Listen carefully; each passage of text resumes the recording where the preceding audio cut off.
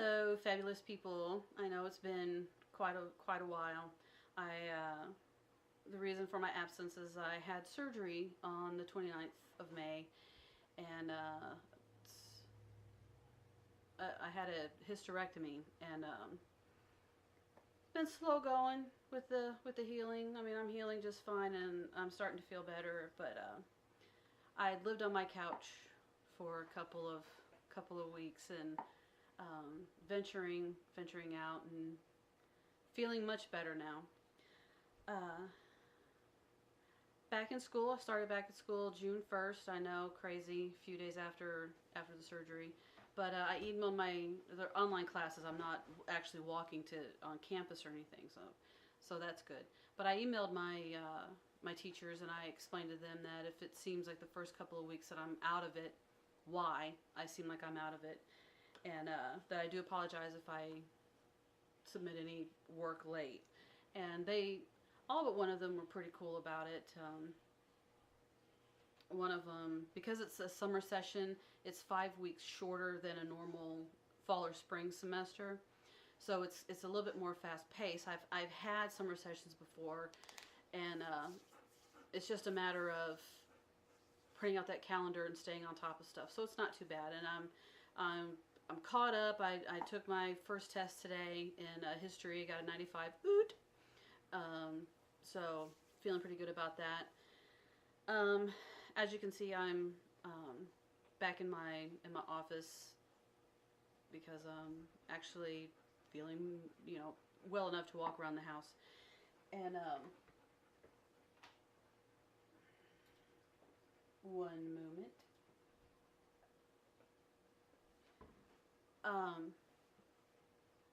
Let's see. One of the things that I was thinking about while I was, in a lore tab days and watching some really crappy TV in the middle of the day was perspective of healing and perspective of self.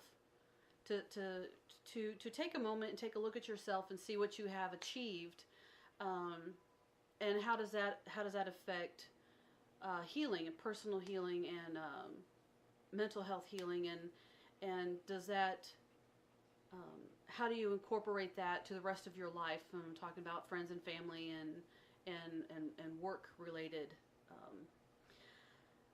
One of the things that it took me a very long time to accept was that I couldn't change anything that happened. And I used to dwell on it. I used to dwell on the fact that these things occurred. And it got to a point where I was just in a depressed state all the time. And I realized what I was doing. When I was 29, I was living in California. I realized that I was waiting for it to change. I was waiting for the events of my life that had led me to that point to actually change. That the things that did happen didn't actually occur. So I was waiting for my parents, and I was waiting for the people that hurt me to make it right. And I started reading Scott Cunningham. He was a solitary Wicca practitioner, and his book, the Solitary Practitioner, changed my life and changed my perspective. And I'm somewhat saddened that it had taken me that long to make this connection and make this realization that I can sit and dwell on everything that happened, and I can wait for it to change, but it's never going to.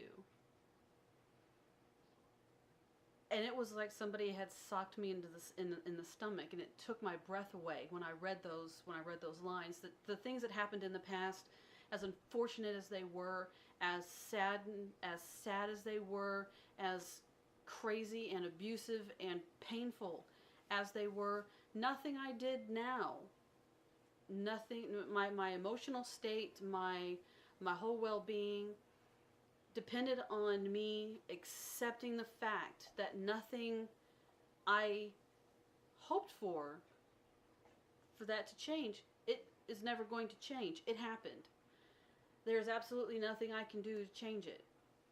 And just that process of accepting it, and now keep in mind, it did take a while to accept. It didn't just happen overnight. But coming to that realization and grasping onto that knowledge changed my life. And I don't mean on a small scale, it changed every aspect of my life. At that point, I was in a fairly abusive relationship, and I was able to leave that relationship. I was able to take complete charge of my life. I stood up to my family. I laid down ground rules and boundaries. Not that they listened or anything, but I made it very clear to them that I wasn't going to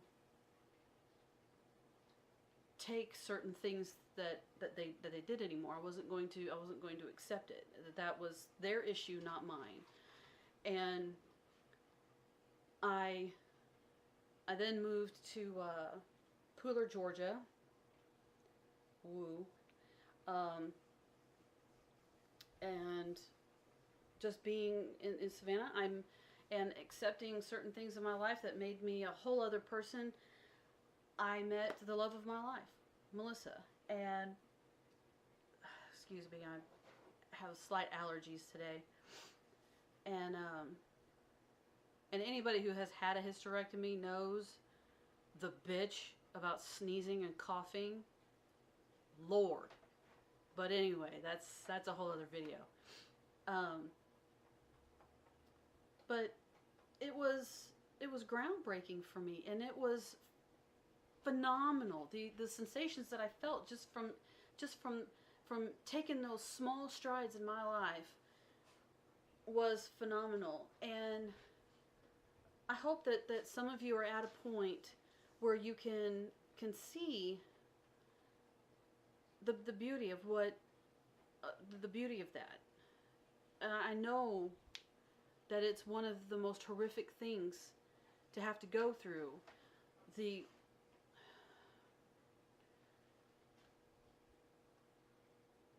only way that they can hurt you now is if you let them. Everything in your life now is completely up to you. From this moment on, from this second on, everything that you do in your life is based on your needs.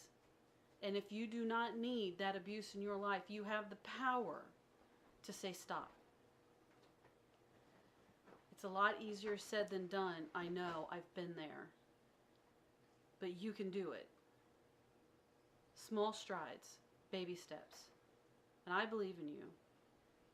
I know you can do it. Just remember, it's all up to you. And every bit of your life and every bit of your happiness in your life is up to you. No one can take that away. It's your power. See you guys later.